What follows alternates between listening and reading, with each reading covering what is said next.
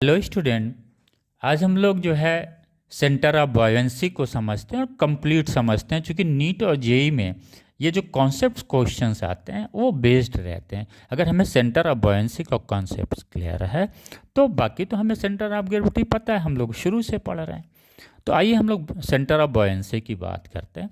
Centre of buoyancy क्या होती है बच्चों? जो भी लिक्विड डिस्प्लेस्ड होता है किसी बॉडी के इमर्ज करने से, जो लिक्विड डिस्प्लेस होता है, उस लिक्विड्स का जो सेंटर ऑफ ग्रेविटी होता है वो क्या कहलाता है? सेंटर ऑफ बॉयंसी कहलाता है।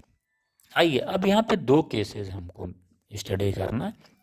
पहला करना है, अगर कोई बॉडी कंप्लीटली सबमर्ज्ड है तो जो सेंटर ऑफ बॉयंसी है और उस बॉडी का जो सेंटर ऑफ ग्रेविटी है ये हमेशा एक पॉइंट्स पे ही लाई करेंगे, यानी ये कोइंसाइड करते हैं। और ये जो बॉडी होगी बेटा बच्चों, क्वेश्चन में लिखा रहेगा यूनिफॉर्म डेंसिटी की रहती, और हमें यूनिफॉर्म डेंसिटी का ही पढ़ना है। नॉन यूनिफॉर्म डेंसिटी की बॉडी को हम सबमर्ज हमारे इसमें नहीं है, राइट। तो हमारा जो कंसर्न है ये बॉडी जो रहेगी ये यूनिफॉर्म डेंसिटी की रहेगी। क्लियर हो गया? नॉन यूनिफॉर्म हमें नहीं पढ़ना है, तो ये कोइंसाइड करेगा।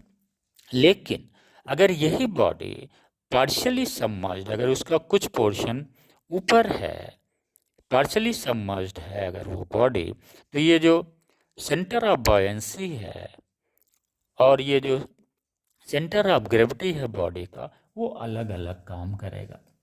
अगर ये इस तरह से होता, अगर ये पार्शियली होता, अगर सपोज ये इस तरह से पार्शियली सबमर्ज्ड होता बच्चों, तो इसका सेंटर ऑफ ग्रेविटी ये होता और ये इसका बॉयंट का ये सेंटर ऑफ बॉयंसी ये रहता, यानी ये mg इधर काम करता और ये fb इधर काम करता। क्लियर हो गया?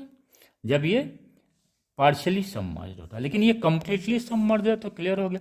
और ये कह रहा है कि body is in equilibrium. Equilibrium मतलब यहाँ पे स्टैटिक इक्विलिब्रियम की बात कर रहा है, और स्टैटिक इक्विलिब्रियम में हमेशा दो कंडीशंस होता है।